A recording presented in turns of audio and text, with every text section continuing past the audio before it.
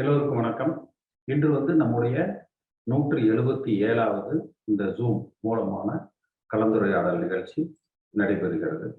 இதுவரை 176 நிகழ்ச்சிகள்ல பல லட்சக்கணக்கான அதிமுக தொண்டர்கள் கலந்திருக்கிறாங்க. கோடிக்கணக்கானவர்கள் பார்த்து இருக்கிறார்கள். பல ஆயிரம் பேர் இதுல கலந்து கொண்டு தங்கள் கருத்துக்களை தெரிவித்திருக்கிறார்கள்.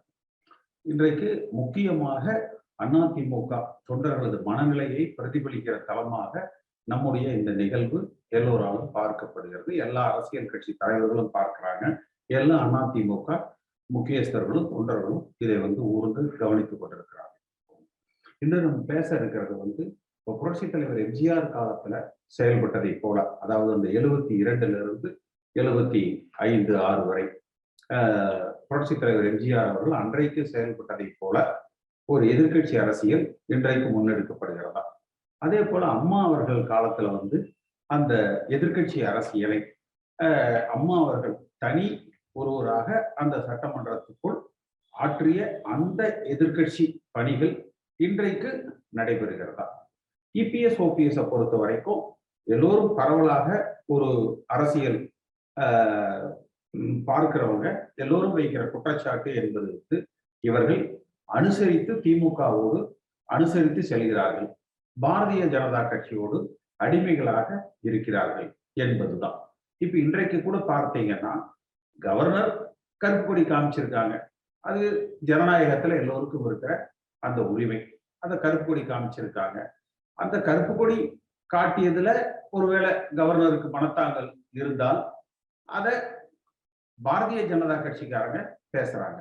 ஆனால் இபிஎஸ் ஓபிஎஸ் கவர்னருக்காக நம்ம வெளிநடப்பு செய்ய வேண்டிய அவசியங்கள் பெருசா இல்லை. ஏன்னா அந்த அளவுக்கு, ஏன்னா அந்த கவர்னர் நீட்டு விலக்கு வேண்டும் என்கிற அந்த மசோதாவுல கையெழுத்திடல. நீட்டு விலக்கு வேண்டும் என்று கேட்டதுல அதிமுக சட்டமன்ற உறுப்பினர்களும் அதை ஆதரித்து வாக்களித்திருக்கிறார்கள். அப்ப கவர்னர் அந்த அதிமுக சட்டமன்ற உறுப்பினர்களும் இதை ஆதரிக்கிறார்கள் என்கிற அளவிலையாவது அதை குடியரசுத் தலைவருக்கு அனுப்பியிருக்கணும். அவர் அதை அனுப்பல.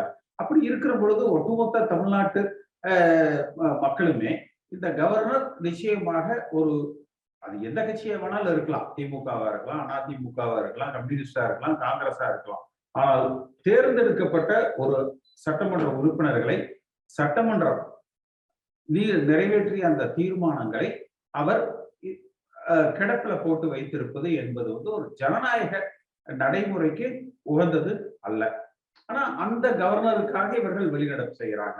ஆனா மக்கள் நல பிரச்சனைகள்னு பார்த்தீங்கன்னா நிறைய மக்கள் நல பிரச்சனைகள் இருக்கு. திராவிட முன்னேற்ற கழக அரசாங்கம் கொடுத்த வாக்குறுதிகளில் எதையுமே நிறைவேற்றல. இவர்கள் நிறைவேற்றுவது எல்லாமே மொழி சார்ந்த பிரச்சனைகள் அல்லது இந்த பெயர் மாற்றம். நேற்று கூட பார்த்திருப்பீங்க, தொழில்துறைய தொழில் முதலீடு வர்த்தகத்துறை அப்படின்னு பேர் மாற்றிருப்பாங்க. அதுபோல பெயர் மாற்றுறது, தமிழ், கலாச்சாரம், ஒரு மொழி உணர்வு, இன உணர்வு, இது போல மக்களது அந்த உணர்வுகளை தூண்டுகிற வகையில இருக்கிற பிரச்சனைகளை மட்டும்தான் இவர்கள் பேசுகிறார்கள், செயலாற்றுகிறார்களே ஒழிய மக்களுக்கு அன்றன்றைக்கு இருக்கிற வாழ்வாதார பிரச்சனைகள், இப்ப கொரோனா முதல் அலை, 2வது அலை, 3வது அலை, திரும்ப ஒரு அலை வரலாம் என்கிற அளவுல செய்திகள் வந்து கொண்டிருக்கிறது. அப்ப ஒரு பொருளாதார ரீதியாக மிகப்பெரிய பாதிப்புகளுக்கு உள்ளாயிருக்கிறாங்க. இந்த பெட்ரோல் டீசல் விலை மிக அதிகமா உயர்ந்திருக்கு. கேஸ் விலை மிக அதிகமா உயர்ந்திருக்குது. அப்ப இது போல நம்ம ஒரு பட்டியல் இட்டோம்னா, அந்த மகளிருக்கு 1000 ரூபாய் தர்றேன்னு சொன்னாங்க, அது தரல. இது போல பட்டியல் இட்டோம்னா நிறைய விஷயங்கள் எல்லாம் இருக்கு. இதையெல்லாம் எதிர்த்து எந்த ஆர்ப்பாட்ட அரசியலும் செய்யல. நீங்க புரட்சித் தலைவர் எம்ஜிஆர் அவர்களை பார்த்தீங்கன்னா சட்டமன்றம் செத்து விட்டது என்று அன்றைக்கு முதலமைச்சராக இருந்த கலைஞர் கருணாநிதி அவர்களோடு நேரடி யுத்தத்தில் ஈடுபட்டு திரும்ப முதலமைச்சராகத்தான் அவர் அந்த சட்டமன்றத்துக்குள்ள நுழைந்தார். அதே போல அம்மா அவர்களை பார்த்தீங்கன்னா அந்த கருணாநிதி கையில இருந்து அந்த பட்ஜெட்டையே பிடுங்கி எரித்து விட்டு திரும்ப அந்த முதலமைச்சராகத்தான் அந்த சட்டமன்றத்துக்குள்ள சென்றார்கள். இதெல்லாம் கடந்த கால வரலாறு. ஆனா இன்றைக்கு பார்த்தீங்கன்னா சட்டமன்ற உறுப்பினர்களாக இருக்கிறவர்களே திமுகவை புகழ்கிறார்கள். அதிமுக சட்டமன்ற உறுப்பினர்களாக தேர்வு பெற்றவர்கள் திராவிட முன்னேற்ற கழகத்திற்கு ஒரு நற்சான்றிதழ் வழங்குகிற வகையில் இவர்கள் சட்டமன்ற செயல்பாடுகள் இருக்கு. அப்ப மக்கள் மத்தியில பாரதிய ஜனதா ஒரு புறம் அவர்கள்தான் எதிர்க்கட்சி, அவர்கள்தான் எதிர்க்கட்சியாக இன்றைக்கு செயல்பட்டுக் கொண்டிருக்கிறார்கள். அதிமுக சட்டமன்ற உறுப்பினர்கள் செயல்பாடு இல்லை என்கிற அளவுல வருது. இது ஒரு பிரச்சனை. இன்னொரு பிரச்சனை பார்த்தீங்கன்னா, இந்த உள்கட்சி தேர்தல் என்கிற ஒன்று. அதுல அந்த ஒருங்கிணைப்பாளர், இணை ஒருங்கிணைப்பாளர் அந்த தேர்தல் குறித்து என்னுடைய அந்த வழக்கு நிலுவையில இருக்கு. வருகிற 22ஆம் தேதி கூட இன்னொரு வழக்கு அது குறித்து தாக்கலான வழக்கு வர இருக்கு. அது நடைபெற்றுக் கொண்டிருக்கிறது. அது கொஞ்சம் ஒரு காலதாமதம் ஆகும். ஆனாலும் கூட இதுவரை நான் எடுத்த எல்லா முயற்சிகளிலும் சசிகலா பொதுச் செயலராக நியமிக்கப்பட்டது தவறு. அதே போல பொதுக்குழுவால் இபிஎஸ் ஓபிஎஸ் ஒருங்கிணைப்பாளர்களாக நியமிக்கப்பட்டது தவறு என்பதில் எல்லாம் நம்முடைய கோரிக்கைகள் நீதிமன்றங்களால் ஏற்கப்பட்டு, தேர்தல் ஆணையத்தால் ஏற்கப்பட்டு நம்ம வெற்றி பெற்றிருக்கிறோம். அதே போல இந்த ஒருங்கிணைப்பாளர், இணை ஒருங்கிணைப்பாளர் தேர்தலும் முறையாக நடத்தப்பட வேண்டும் என்கிற அந்த கோரிக்கையிலேயே நாம் நிச்சயமாக வெற்றி பெறுவோம். ஆனால் அதற்கு கீழே இருக்கிற ஒரு கிளை செயலாளர்ல நகர செயலாளர், ஒன்றிய செயலாளர், இப்படி மாவட்ட செயலாளர் அளவுல தேர்தல் நடத்துறேன்னு சொல்றாங்க. ஆனா அந்த தேர்தல் எல்லாமே பார்த்தீங்கன்னா ஒரு முறைப்படியான தேர்தல்களாக நடைபெறலாம். இவர்களாக ஒரு பட்டியலை இபிஎஸ் ஓபிஎஸ் தயாரித்து அந்த தேர்தல் நடத்துகிற யாரை அந்த கட்சிக்காரங்களை ஆணையர்களாக தேர்தல் ஆணையராக அனுப்புறாங்களோ அவங்க கையில கொடுத்து அனுப்பிச்சிடுறாங்க.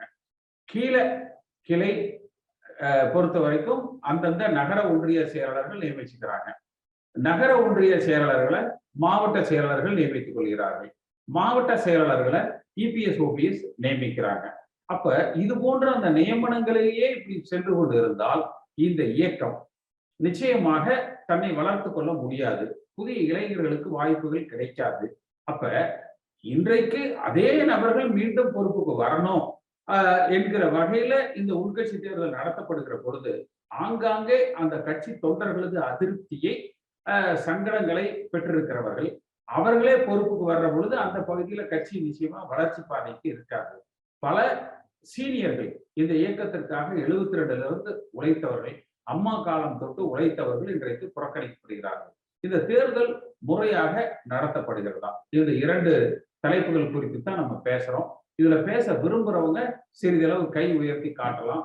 நீங்க பேசுகிற பொழுது உங்கள் பெயர், உங்கள் தொலைபேசி எண், உங்க தொகுதி இதை சொல்லிட்டு பேசுனீங்கன்னா நல்லா இருக்கும். அந்த பேசுகிற அந்த இணைப்புல நீங்க அந்த உங்க பெயரை பதிவிடணும். உங்க பெயரை பதிவிட்டா தான் நான் உங்களை பேச அழைக்கிற பொழுது உங்கள் பெயரை சொல்லி நீங்க பேசுங்க என்று நான் கூப்பிட முடியும்.